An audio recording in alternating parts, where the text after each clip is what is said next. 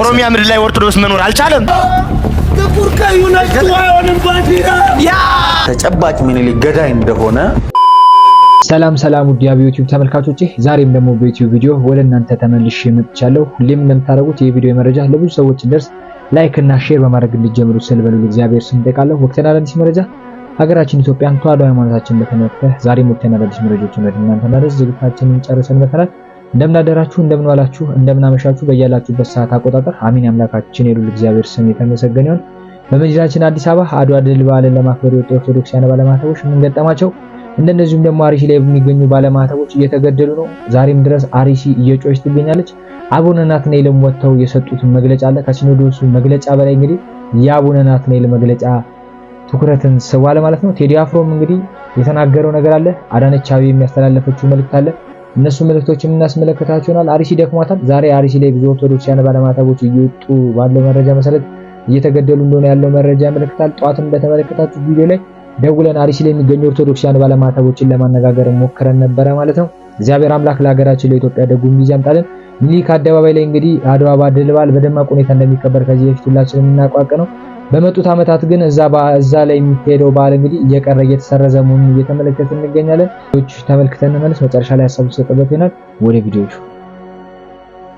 ዛሬ ዕለት እየተገደልን ነው። በክርስትናችን በሃይማኖታችን የሰው ልጅ ሁሉ ስለምን በግፍ ይሞታል? ስለምን በግፍ ይገደላል? ይህ በሀገራችን እየታየ ነው። መቼ ነው የሚቆመው? ነፃነት እንፈልጋለን። የሰው ልጆች ደም በከንቱ መፍሰስ መቆም አለበት። ይሄ ፖለቲካም አይደለም። ነፃነትን መፈለግ፣ ሰላም መሻት፣ እረፍት መፈለግ፣ አንሙት ማለት ፖለቲካ ሳይሆን ሰብአዊነት ነው። ሰው መሆን ነው። ታሩ ሊመጣ ይገባል ወገኖቼ። መተሳሰብ ይሻለናል። መተሳሰብ ይሻላል። ደከመን ብዙ ጊዜ ሳንባል እናንተም ፈረዳችሁብን በእኛ፣ እናንተም ወቀሳችሁ። እውነት አላችሁ። ግን ለማን የምንነግረው ይሄንን? ማን የሚሰማን ይሄንን? ማን የሚያቆመው ይሄንን? አሁን ይብቃ። ተለማመድነው። ስንት ሰው ሲያልቅ፣ ስንቶቻችን ስናልቅ ነው የሚቆመው? ቢበቃ። ሕዝባችን እረፍት ይፈልጋል፣ ሰላም ይፈልጋል፣ ነፃነት ይፈልጋል። ሞት ሰለቸን፣ በቃ። ደም መፍሰስ ሰለቸን፣ ይበቃል። ሀገሪቷ እረፍት ያስፈልጋታል።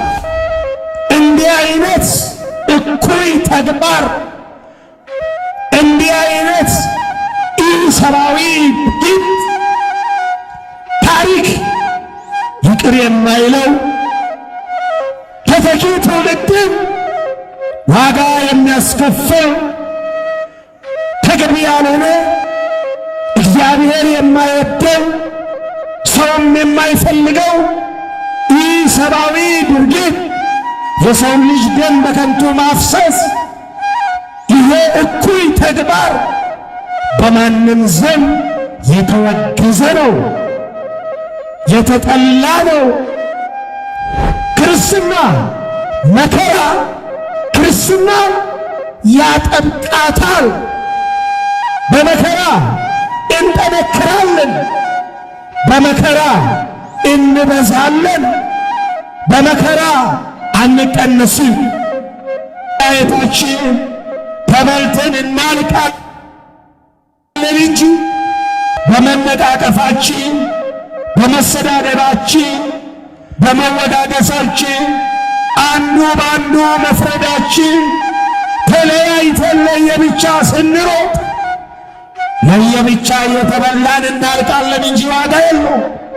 አንድነት ይሻለናል፣ ህብረት ይሻለናል፣ ፍቅር ይሻለናል፣ መተሳሰብ ይሻለናል። ገዳዮች ይሞታሉ። የማይሞት አለ እንዴ? ንገሩ። አለ እንዴ? የማይሞት አለ? የሚገሉ አይሞቱም? እስቲ ንገሩ። ሺህ ዘመን የሚኖር አለ? አለ እንዴ? የለም። የጊዜ ጉዳይ ነው። ዛሬ ስትገል ነገ ደግሞ ያንተ ተራ ሆኖ ትሞታለህ።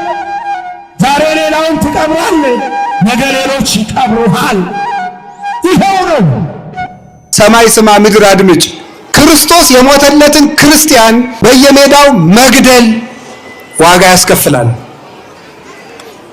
የሰው ዋጋው ክርስቶስ ነው። የሰው ዋጋው ክርስቶስ ነው። ሰማይ ስማ ምድር አድምጭ። የሰው ዋጋው ክርስቶስ ነው። በሞተልን አምላክ የክርስቲያን ደም ክቡር ነው። የክርስቲያንን ደም ማፍሰስ ባይን ሆኖ ያሰጥማል፣ እሳት ሆኖ ይበላል። አይሁድም አልተሰቀለችውም። በ70 ዓመተ ምህረት ክርስቶስ ነቃቅሎ ክርስቶስን ሰቀሉ። ቀጥሎ ደቀ መዛሙርቱን አሰቃዩ። 35 ዓመት ቆይቶ ባይመለሱ 37 ዓመት ጀርመን ሄደው 6 ሚሊዮን አይሁዳውያን ርህራሄ በሌለው በሂትለር እጅ ነደው ተንተክተው እንዲሞቱ ያደረጋል። ያሸንፋል ነገር ግን በግፍ የተገደሉ ወገኖቻችንስ በማለት ቴዲ አፍሮ የአድዋ በዓልን ምክንያት በማድረግም መልእክቱን አስተላልፏል። ተወዳጁ ድምጻዊ ቴዎድሮስ ካሳሁን የ130ኛ የአድዋ በዓልን ምክንያት በማድረግ በሶሻል ሚዲያው ባስተላለፈው መልእክትም በሀገራችን እየተከሰቱ ያሉ አሳዛኝ ሁኔታዎች ልናስታውስ ይገባል ሲል ማሳሰበ። ታዲያ ቴዲ አፍሮ ባስተላለፈው መልእክትም የአድዋ ድል በኩራት እያከበረን በአሁኑ ወቅት በፖለቲካዊ አለመረጋጋት ምክንያት በግፍ የተገደሉ አካላቸው እየጎደለና ከቀያቸው እየተፈናቀሉ ያሉ ንጹሃን ወገኖቻችንን ልናስብ ይገባል ሲልም ገልጿል። ታዲያ ድምጻዊ በመጨረሻም ኢትዮጵያ ለዘላለም ትኑር፣ ፍቅር ያሸንፋል በማለትም መልካም ምኞቱን ገልጾም አብቅቷል። ሰላማዊ አማራጮች ካልተሳኩ ኢትዮጵያውያን የአድዋ ልጆች መሆናቸውን ያሳያሉ። ክብርት ከንቲባዋ ያስተላለፉት መልእክት ብዙዎችን እያነጋገረ ይገኛል። በዚህ ሰዓት የአዲስ አበባ ከተማ ከንቲባ አዳነች አቤቤ ከከተማ ወጣቶች ጋር ባደረጉት ውይይት የኢትዮጵያን የባህር በር ጥያቄ የወቅቱ ትውልድ የማይደራደርበት ብሔራዊ ጉዳይ መሆኑን ገልጸዋል። ከንቲባዋ በንግግራቸው በወቅቱ ኢትዮጵያ በታሪክ አጋጣሚ የባህር በር አጥታ የቆየችበትን ሁኔታ በማስታወስ አዲሱ ትውልድ ግን ይህንን ተዘግቶ የመኖር እጣ ፋንታ የማይቀበል መሆኑን በአጽንኦት ተናግረዋል። ኢትዮጵያ ለጥያቄዋ በቂ የታሪክ የመረጃና የዓለም አቀፍ ሕግ ማስረጃዎች እንዳሏት የጠቀሱት ከንቲባዋ ጉዳዩን በሰላማዊ መንገድ ለመፍታት መንግስት ቁርጠኛ መሆኑን አስታውቀዋል። ከንቲባዋ ተዘግቶበት የሚኖር ወጣት የለም ብለዋል በንግግራቸው። አክለውም ሀገሪቱ ከማንኛውም ጎረቤት ሀገር ጋር ወደ ግጭት የመግባት ፍላጎት እንደሌላትና በጦርነት አንድ ጥይት ሆነ የአንድ ሰው ህይወት እንዲጠፋ አንፈልግም ሲሉ የሰላምን አስፈላጊነት አብራርተዋል ከንቲባዋ። ሆኖም ሰላማዊ መንገድ የአንድ ወገን ፍቃድ ብቻ አለመሆኑን በመጥቀስ ዲፕሎማሲያዊ ጥረቶች ተሟጠው የማይሳኩ ከሆነ ኢትዮጵያ ሉዓላዊነቷን ጥቅሟን ለማስከበር ወደ ኋላ እንደማትል ገልጸዋል ከንቲባዋ። ንግግራቸውን ሲያጠቃልሉም ሰላማዊ አማራጮች ካልተሳኩ ኢትዮጵያውያን የአድዋ ልጆች መሆናቸውን በተግባር እንደሚያሳዩ በማሳሰብ ለወጣቶቹ ጥሪ አቅርበዋል።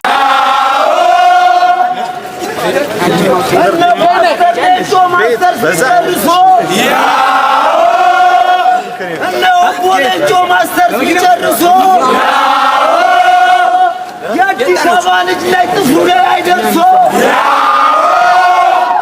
ለነሱ የቤት ቁስለኛ ሸገር ዳቦ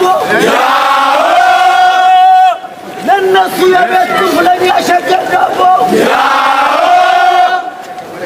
ሸገርን ሸንሽነው አደረጉት ባዶ። ታውነዋ አረንጓዴ ቢጫ ቀዩ ነው ባንዲራ፣ አረንጓዴ ቢጫ ቀዩ ነው ባንዲራ፣ ጥቁር ቀዩ ነጭ አይሆንም ባንዲራ፣ ቀይ አረንጓዴ ቀይ አይሆንም ባንዲራ። ይሄ ነው ባንዲራ። ሚኒሊክ ዛሬም ንጉስ ነው የምትሉ ይህን ቪዲዮ 50 ጊዜ ኮፒ ሊንክ አድርጉልኝ። እንዴት እንደምወድህ እንዴት ብዬ ልንገርህ። አንተ ታላቅ መሪ ነህ። ሚኒሊክ ዛሬም ንጉስ ነህ።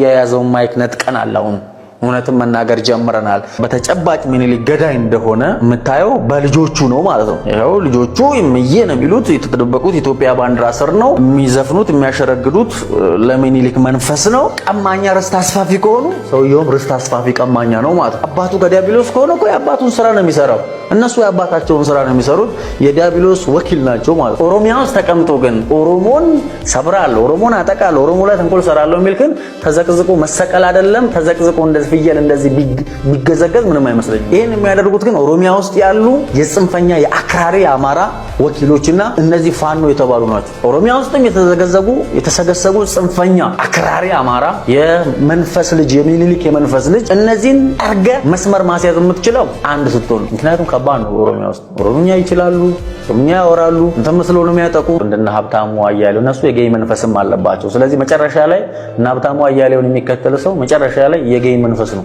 ምኒልክ ማይብ ነው፣ መፈረም ማንበብም አይችልም ይባላል እኮ እንደውም እነሱን ስናገርና ለዚህ ነው አሉ የተለያዩ ውሎች ላይ ሳያቅ ይፈርማል አሉ። ሳያነብ ነው ይፈርም፣ ማንበብ ስለማይችል ነው የሚባል ነገር አለ።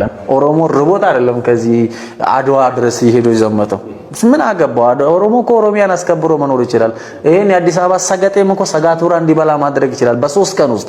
ይሄን መንግስት ነው ትንሽ ሽቅብ ያሸናቸው እንጂ በ3 ቀን ውስጥ ኦሮሞ ይሄን የአዲስ አበባ ሰገጤ አባቱን የማያቅ የአንጋሳ እንዳለ የምንትራፊ ነው ያለው ትንሽ አፌ ስለተጠመቀ እንጂ አባቱን የማያቅ የአንድ ቀን የስተት ልጅ ሁላ እኮ ተሰበሰበው እዚህ።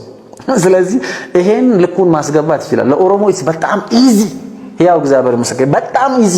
ጠመንጃ ሳይተኩስ ይሄን የአዲስ አበባ ሰገጤ ልክ ማስገባት ይችላል። ሳይፈልግ ወደ ክልሉ ይመለሳል። ግን ኦሮሞ እንደዛ ወደ ሰፊ ህዝብ ነው። አብረን እንኑር በሚለው ያምናል። አብሮ ለመኖር አህያ ጣይቱን ባለችበት ትቀጥላለች። ዓለም ይስቅብናል እንጂ ምኒልክ የማይጠፋ ፀሐይ ነው። የጣይቱን ፎቶ የሚከለክል መሪ ለኔ ምን ይሰራልኛል?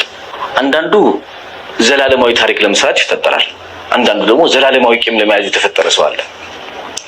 ምኒልክ እንግዲህ በህይወት የሌሉ ንጉስ ናቸው። እዚህ ሐውልቱን ብታነሳው ዓለም የሰማ ሐውልት ያስቀምጠላቸው ሰው በክብር የተመዘገቡ ሰው ናቸው።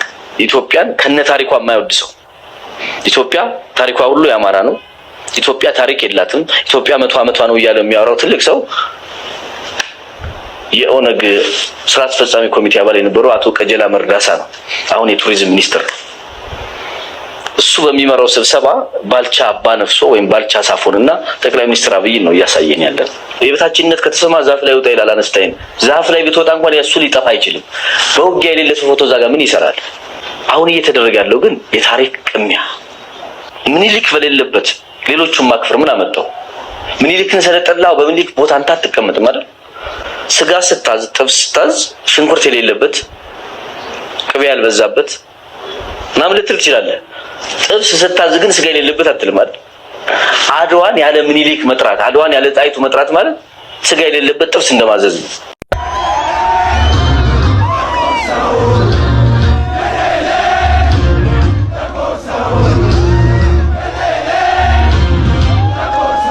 ኦሮሚያ ምድር ላይ ኦርቶዶክስ መኖር አልቻለም።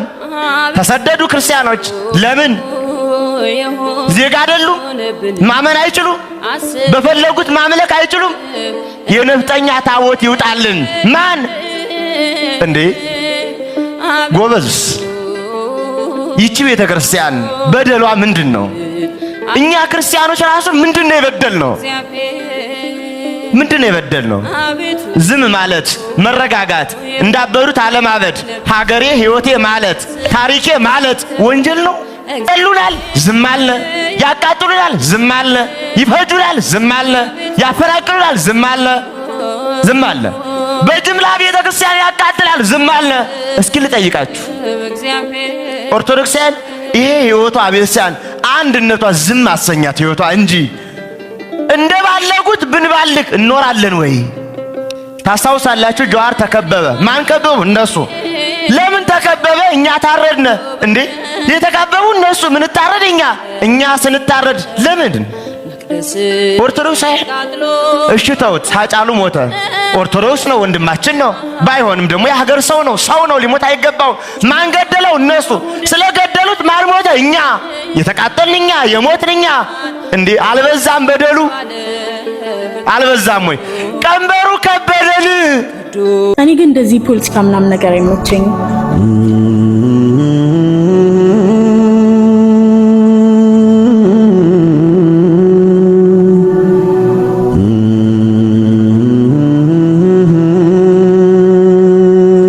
ወይዬቴ ምን ነው ሰላም አይደለም እንዴ? ምን ሰላም አለ? ቤቴን ፈርሶ ልጆችም ተገለውብኛል። በሃይማኖቴ ምክንያት ደግሞ ማረፊያ አጥቻለሁ። አርሲ ላይ የፈሰሰው ደም የኔ ልጆች ብቻ ሳይሆን የመላው ኦርቶዶክሳውያን ደም ነበር። ግን ምን ያደርጋል? ማንም አይሰማኝም። ዝምታችን ከጥቃት በላይ ያማል። ዛሬ አርሲ ላይ የፈሰሰው ደም ነገኛ ደጃፍ ላይ እንደማይመጣ ምንም ዋስትና የለም። ይሄን ወሬ ሶሻል ሚዲያ ላይ አርሲ ሲባል ሰምቻለሁ። እኔ ግን እንደዚህ ፖለቲካ ምናምን ነገር አይመቸኝም።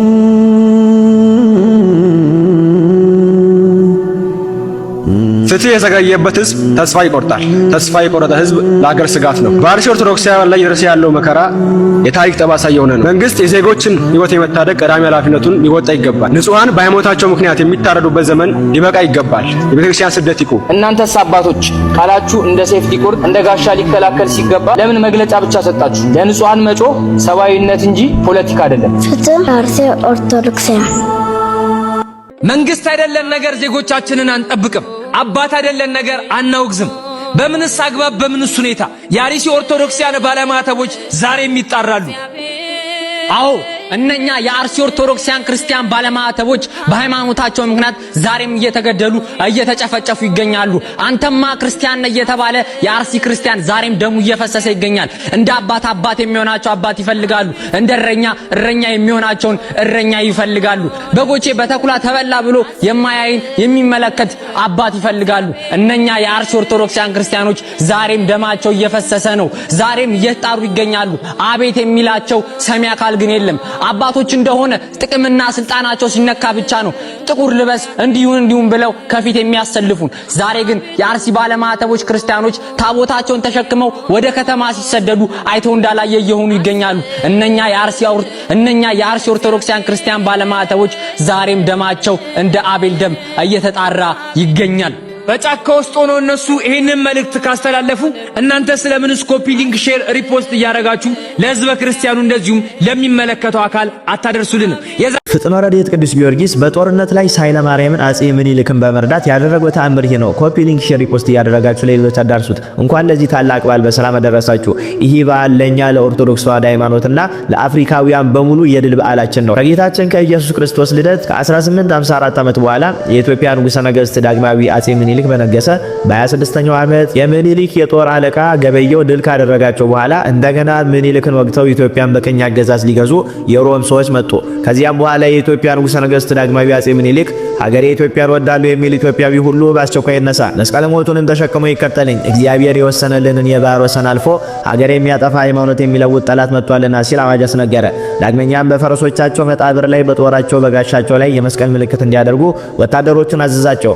መስቀል ጠላት ድል አድራጊ እንደሆነ አስቀድሞ ያውቅ ነበርና። እዚያም ተነስቶ ወደ ትግራይ ክፍለ ሀገር ዘመተና ከትግራይ አውራጃዎች አንዷ የምትሆን አድዋ ከምትባል ሀገር ደረሰ። የኃይለ ማርያም አጼ ምኒልክ ሚስት ወለተ ሚካኤል ወይም እቴጌ ጣይቱ በንጉሱ ትእዛዝ ትእዛዝ ታቦተ ቅዱስ ጊዮርጊስን አስይዛ ከሊቀ ጳጳሱ ከአባ ማቴዎስ እንዲሁም ከቀሳውስቱ ከመነኮሳቱ ጭምር ከንጉሱ ጋር ወደ ጦርነት ተጓዘች። በዚያንም ጊዜ የአክሱም ጽዮን መነኮሳትና ካህናት የእመቤታችንን ስዕል ይዘው ወደ ንጉሱ ወደ ምኒልክ መጥተው ከሊቀ ጳጳሱ ከነ አቡነ ማቴዎስ ጋር ተቀላቀሉ። ከዚያም ሌሊቱን ሙሉ ጸሎተ ምህላ ሲያደርሱ አደሩ። ቅዳሜ ማታ ለእሑድ አጥቢያ ይሄውም የካቲት 22 ቀን ነው። ከዚያም ሌሊቱን ሙሉ ጸሎተ ምህላ ሲያደርሱ አደሩ። ቅዳሜ ማታ ለእሑድ አጥቢያ ይሄውም የካቲት 22 ቀን ነው። ንጉሱ ኃይለማርያም አጼ ምኒልክም የጦር ልብሱን ለብሶ ከሰራዊቱ ጋር ወደ ጦር ግንባር ሄደ። ከዚያም ከሮማውያን የጠላት ጦር ጋር ተገናኝቶ ከሌሊቱ በ11 ሰዓት ጦርነቱን ጀመረ። የንጉሱ ኃይለማርያም ሚስት ወለተ ሚካኤል የጌታይቱ ሌሊት በታቦተ ቅዱስ ጊዮርጊስና በእመቤታችን ስዕል ፊት በጸሎትና በስግደት እየተጋች አደረች። ሲነጋ ወደ ጦርነቱ ቦታ በመሄድ እጅግ በሚያስደንቅ ያነጋገሯ ኃይል በጦርነቱ መካከል እየተገኘች ለንጉሱ ወታደሮች የሞራልና የብርታት ድጋፍ ተሰጣቸውም ነበር። በእውነት ለተመለከታት ሁሉ እንደ ኃይለኛ ተጋዳይ አርበኛ ትመስል ነበር እንጂ የሴቶች የተፈጥሮ ባህሪ በእርሷ ላይ አይታይባትም ነበር። የንጉሱም ወታደሮች የንግስቲቱን የጀግንነት አነጋገር በሰሙ ጊዜ በእሳት ላይ እንደተጣደ የብረት ምጣድ ልባቸው ጋለ። ይልቁኑም ላም እንዳየ አንበሳ፣ ፍየል እንዳየ ነብር እየተወረወሩ በጦርነቱ መካከል በመግባት የጠላትን ጦር በሰይፍ ይጨፈጭፉት ነበር። መጽሐፍ ሹመቱን ሽልማቱን ያየ አርበኛ ከጦርነት ከሰልፍ ወደ ኋላ አያፈገፍግም ብሎ ተናግሯልና። በዚያንም ጊዜ ንጉሱ ኃይለማርያም ወይም ምኒልክ በጦርነቱ መካከል ሳለ ሊቀ ጳጳሱ አቡነ ማቴዎስ እንዲሁም የአክሱም መነኮሳት ሌሎቹም ካህናት በሙሉ ታቦተ ቅዱስ ጊዮርጊስና ስለ ማርያምን ይዘው ከንጉሱ በስተኋላ በጀግንነት ቆመው ጸሎተ ምህላን ያደርሱ ነበር። ንግስቲቱ ወለተ ሚካኤል በጸሎት ጊዜ በመዓልትም በሌሊትም ከእነርሱም አትለይም ነበር። የጽዮን አገልጋዮችን በእግዚአብሔር ሕጉ ታቦት ፊት መለከት ይነፉ ነበር። በዚያም ዕለት ይኸውም የካቲት 23 ቀን በሮማውያን ወይም በጣሊያንና በኢትዮጵያውያን መካከል ከፍተኛ ጦርነት ሆነ። ወዲያውኑ በሰማይ ላይ ታላቅ ታምር ተደረገ። ይኸውም የቀስተ ደመና ምልክት ታየ። ከዚያም ቀስተ ደመና ውስጥ መልኩ አረንጓዴ የሚመስል ጢስ ይወጣ ነበር። ከዚያም ጢስ ውስጥ እንደ ክረምት ነጎድጓድ ያለ ድምጽ ተሰማ። ከዚያም የነጎድጓድ ድምጽ የተነሳ በሮማውያን ወታደሮች ዘንድ ከፍተኛ ድንጋጤና ሽብር ሆነ። ለመዋጋትም አልቻሉም።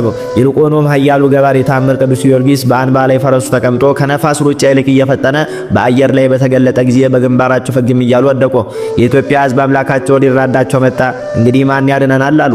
ምድር ጠበበቻቸው። በዚያንም ጊዜ የኢትዮጵያ ሰራዊት የሮም የጦር ሰራዊትን ፈጇቸው። የተረፉትን ማረኳቸው። ፈጽሞ እስኪያጠፋቸው ድረስ በሮማውያን ላይ በእግዚአብሔር ስልጣን የኢትዮጵያ እጅ እየበረታች ሄደች። ከዚህም በኋላ ንጉሱ ኃይለማርያም በእግዚአብሔር ኃይልና በታምር አድራጊው በቅዱስ ጊዮርጊስ ተራዳይነት የሮማውያን የጣሊያንን የጦር ሰራዊት በጦርነት ድል አድርጎ የድል አክሊል ተቀዳጀ። ስለዚህም በዳዊት የምስጋና ቃል የድል ዘውድ ያቀዳጀኝን እግዚአብሔርን ባለ ዘመን ሁሉ አመሰግነዋለሁ፣ ለፈጣሪ የዘምራሉ አለ። ህዝቡም ሁሉ በክብር ከፍ ከፍ ያለ እግዚአብሔርን በፍጹም ምስጋና እናመሰግነዋለን። የሮማውያንን ኃይል ቀጥቅጦ አጥፍቷልና፣ ሰረገላዎቻቸውን ሰባብሯልና፣ ሰራዊቱን ሁሉ በምድር ላይ በትኗቸዋልና እያሉ አመሰገኑ። በፈጣሪው በኢየሱስ ክርስቶስ ኃይል በጦርነት መካከል የረዳቸውን ቅዱስ ጊዮርጊስንም በፍጹም ማድነቅ እያደነቁ አመሰገኑት። የሮምም የጦር ሰራዊት በኢትዮጵያ ፊት ተዋረዱ። ለኢትዮጵያውያን ለአፍሪካውያን አዲስ ፀሐይ ወጣ። ዳግመኛም በኢትዮጵያ ላይ እጃቸውን ከፍ ከፍ አላደረጉም። በምኒልክ ዘመነ መንግስት ኢትዮጵያ ከጦርነት ለ40 ዓመት ያህል አረፈች። የኢትዮጵያ ንጉሠ ነገሥት ምኒልክም ከአድዋ ጦርነት ከተመለሰ በኋላ አዲስ አበባ በምትባለው ከተማ መካከል በቅዱስ ጊዮርጊስ ስም የተዋበች ቤተክርስቲያንን አሰራ። ስሟንም ገነተ ጽጌ ብሎ ሰየማት። ሰማዕቱ ቅዱስ ጊዮርጊስ በጦርነቱ ሁሉ ይራዳው ነበርና ረድኤት በረከቱ ይደርብን፣ በጸሎቱ ይማረን። እግዚአብሔር ከተማን ካልጠበቀ ጠባቂ በከንቱ ይተጋልና። ዛሬም የኢትዮጵያ ገበዝ የአድዋ አርበኛ ሊቀ ሰማዕታት ቅዱስ ጊዮርጊስ የአስራት አገሉን ቅድስት ኢትዮጵያን ይጠብቅልን። አሜን። ይቆዩን። እንደተመለከታችሁ ነው። በቅድሚያ እንኳን ለ130ኛው የአድዋ ድል በዓል በሰላም አደረሳችሁ ለማለት ፈልጋለሁ። እንግዲህ አትግደሉን ማለት ፖለቲካ አይደለም የሚለው የአቡነ ናትናኤል ንግግር የብዙሃንን ቀልብ እንደሳበ እየተመለከተን እንገኛለን ማለት ነው። ቴዲ አፍሮም እንግዲህ ያስተላለፈው መልእክት ጥብቅ ነው። የሚገደሉ በየቦታው በፖለቲካ ችግር ምክንያት የሚገደሉ ሰዎች የንጹሃን ደም ዛሬም እየፈሰሰ ነው፣ ይቁም የሚል መልእክቱን ማስተላለፉን በሰዓት ተመልክተናል ማለት ነው። እግዚአብሔር አምላክ ለአርሲ ኦርቶዶክሳውያን ባለማተቦች ይድረስላቸው። አርሲ ላይ የሚገኙ ኦርቶዶክሳውያን ባለማተቦች ታቦታትንም ጭምር ይዘው እየተሰደዱ እንደሆነ ያለው መረጃ እያመለከተ ይገኛል ማለት ነው። እግዚአብሔር አምላክ ደጉን ያምጣልን። እንግዲህ የነጻነት በዓልን በደማቅ ሁኔታ በአዲስ አበባ እንደሚከበር ሁላችንም የምናውቀው ሀቅ ነው። ከዓመታት ግን በኋላ እንግዲህ እየቀዘቀዘ መምጣቱንና አሁን ደግሞ ጭራሽ እንደማይከበር አድዋ አደባባይ ላይ እየተመለከትን እንገኛለን። የሚኒሊክ አደባባይ ላይ ማለት ነው። እግዚአብሔር አምላክ ደጉን ጊዜ ያምጣልን ለሀገራችን ለኢትዮጵያ ነው ማለት የሚቻለው። አቡነ ናትናኤል ረድኤታቸው በረከታቸው ይድረሰን ማለት ነው። ሲኖዶሱ ካወጣው መግለጫ ይልቅ አቡነ ናትናኤል የቅዱስ ጊዮርጊስ ታቦት በወጣበት ቀን እንግዲህ የተናገሩት ንግግር የብዙሃንን ቀልብ ስቧል። እንደነዚህ አይነት አባቶችን ያብዛልን ለማለት ተፈልጋለሁ። በቀጣይ ወቅታዊ አዳዲስ መረጃዎች እስክንገናኝ ድረስ ሰላም ቆዩ። ሰብስክራይብ እያደረጋችሁ የደወሉን መጫናችሁን አትርሱ።